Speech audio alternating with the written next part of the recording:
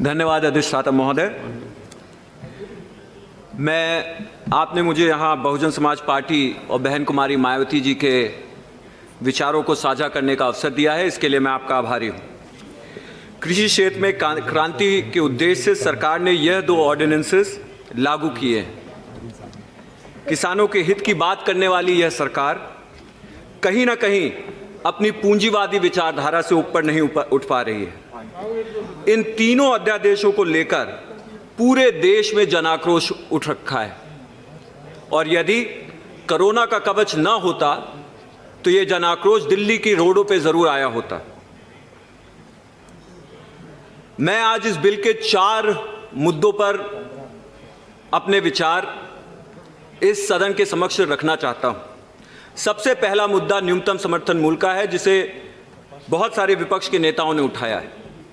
आदरणीय अधिष्ठाता महोदय, इस सरकार का चुनावी वादा रहा है कि किसान की आय को दोगुनी किया जाएगा और उसी फॉर्मूले से अगर हम चलें तो न्यूनतम समर्थन मूल्य को भी दोगुना होना चाहिए। लेकिन इन अध्यादेशों को लाकर सरकार ने छोटे और सीमांत किसान, जो कि इस देश की कुल किसानों की जनसंख्या का 86% है, उन लोगों को पूरी तरह से कोऑपरेटों और धन्ना सेठों के रहमो करम पे छोड़ दिया है। और इन छोटे और सीमांत किसानों में दलित, आदिवासी, ओबीसी और अपर कास्ट के भी गरीब समाज के लोग हैं जो छोटी खेती में काम करते हैं। फार्मर्स एम्पावरमेंट अध्यादेश के धारा 5 के अनुसार न्यूनतम समर्थन मूल्य को निष्प्रभावी किया जा रहा है, जो कि किसानों के साथ घोर अन्याय है। आदरणीय अधिष्ठाता महोदय, एमएसपी किसान के उत्पादन का एक सम्मानजनक न्यूनतम मूल्य स्थापित करता है और इसी मूल्य के ऊपर किसान और लोगों से मोल तोल करने का काम करता है। एमएसपी को कमजोर करना किसान की आमदनी की नींव को हिलाने के बराबर है। मेरा दूसरा मुद्दा यह है कि यह अध्यादेश देश के संघीय ढांचे पर एक चुनौती देता है। हालांकि स्टेट लिस्ट के प्रवेश 14 के अनुसार कृषि एक राज्य का विषय है। इन अध्यादेशों को लाकर यह साफ होता है कि कंकरेंट लिस्ट के प्रवेश 33 का शोषण करके केंद्र सरकार राज्यों की संप्रभुता को चुनौती दे रही है। फार्मर्स एम्पावरमेंट बिल के धारा 7 और फार्मर्स प्रोड्यूस बिल के धारा 6 एवं धारा 14 के अनुसार राज्य के सभी कायदे कानून इन विधेयकों के सामने निष्क्रिय हो जाते हैं, जो कि राज्य के राजस्व संग्रह के स्रोतों को भी खत्म करता है। अभी एक सदस्य आदरणीय बिट्टू जी बता रहे थे कि किस तरह से एक बड़ा टैक्स का रेवेन्यू जो है वो कम किया जा रहा है। दूसरा, माननीय अध्यक्ष जी, इससे यह लगता है कि अब राज्य सरकारें भी अपने किसानों को धन्ना सेठों के सामने कोई सुरक्षा नहीं दे पाएंगी। मेरा तीसरा बिंदु है कृषि क्षेत्र में विदेशी हस्तक्षेप। 2016 में किसान मित्रों से एक वादा किया गया था कि 2022 में उनकी आय दोगुनी की जाएगी। फिर 4 साल बाद हाल में ही जुलाई 2020 में देश के सर्वोच्च नेतृत्व ने अमेरिकी निवेशकों के सामने को विश्वास दिलाते हुए कहा कि कृषि क्षेत्र में हो रहे ऐतिहासिक बदलाव, अर्थात ये जो 3 ऑर्डिनेंसेस आए हैं, कृषि क्षेत्र के उत्पादन और सप्लाई चेन मैनेजमेंट के लिए असीम अवसर पैदा किए जाएंगे।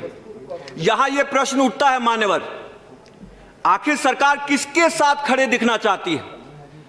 विदेशी निवेशकों के साथ, धन्ना सेठों के साथ, अडानी अंबानी के साथ, या उन किसान मित्रों के साथ जिनकी आय दोगुनी करने का वादा किया गया था? मैं इन मुद्दे पर माननीय कृषि मंत्री से इस पर जरूर स्पष्टीकरण चाहूंगा। यहां यह भी स्पष्ट करना है कि सन 1995 में स्थापित वर्ल्ड ट्रेड ऑर्गेनाइजेशन, जो कि पश्चिमी हितों के लिए, खासकर अमेरिकी हितों के लिए कार्यरत रहती है, निरंतर 25 सालों से भारत पर अपनी किसान समर्थित नीतियों को त्याग करने का दबाव बना रहा है। ताकि पश्चिमी उपनिवेश भारत में आ सके और यहां के गरीब किसानों का फायदा उठा सके। आज ऐसा लगता है कि 25 साल बाद WTO के दबाव के सामने सरकार नतमस्तक हो गई है।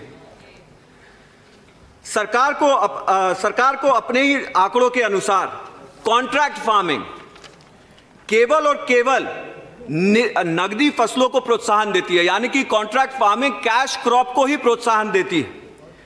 जैसा कि पंजाब में माल्टिंग बार्ले के बारे में है, गुजरात और मध्य प्रदेश में 2 मिनट्स सर, फिनिश। गुजरात और मध्य प्रदेश में और कॉटन है और उत्तर प्रदेश में यूकलिप्टस। Please conclude. या just give me 1 minute sir. नगदी फसलों को कॉन्ट्रैक्ट फार्मिंग द्वारा प्रोत्साहन मिलने से देश की सॉइल क्वालिटी और बायोडायवर्सिटी पर भी खासा असर पड़ेगा। जैसा कि मेरे क्षेत्र, और इस पर ध्यान दिया जाए अध्यक्ष आदरणीय अधिष्ठाता महोदय, मेरे क्षेत्र अंबेडकर नगर में यूकलिप्टस की खेती से में पाया गया है। यह पेड़ एक तो मिट्टी की उर्वरकता को नष्ट करता है और एक तरफ पेड़ प्रतिदिन 10 लीटर से अधिक पानी पीता है। तो आप सोचिए माननीय अधिष्ठाता महोदय कि 100 पेड़, I am just finishing sir, may be a minute more, just a minute more. Yeah, I've given you more. Sir, give me a minute more. Please conclude. Okay. Please conclude. So, eucalyptus की खेती इतना ज्यादा पानी P जाता है कि 100 पेड़ 1 ton से ज्यादा पानी पीते हैं। मान्यवर, इससे और अब इस पेड़ और इससे हमने ये भी देखा है कि यूकलिप्टस की खेती एक कॉन्ट्रैक्ट फार्मिंग के जरिए उत्तर प्रदेश में आई थी और इस कदर फैली कि आज की स्थिति में यूकलिप्टस के दाम भी नहीं है और किसानों के खेतों की उर्वरकता शक्ति भी कम हो रही है और उनके जो है पैसे भी कम हो गए हैं। मैं आखिरी में माननीय अध्यक्ष जी, माननीय अधिष्ठाता महोदय, अंत में मैं यही कहना चाहूंगा, बहुजन समाज पार्टी और बहन कुमारी मायावती जी का यह मानना है कि भारत सरकार की नैतिक जिम्मेदारी है कि वह देश के किसानों को धन्ना सेठों से और कॉन्ट्रैक्टरों से सुरक्षित रखे। इसलिए अत्यंत ही जरूरी है कि देश के किसानों द्वारा इन अध्यादेशों के खिलाफ उठाई जा रही आवाज को संज्ञान में लेकर किसानों के हितों में बिलों में बदलाव लाने का काम किया जाए। आखिरकार सरकार को यह नहीं भूलना चाहिए कि अन्नदाता ही सबसे बड़ा मतदाता है। धन्यवाद आदरणीय अधिष्ठाता महोदय।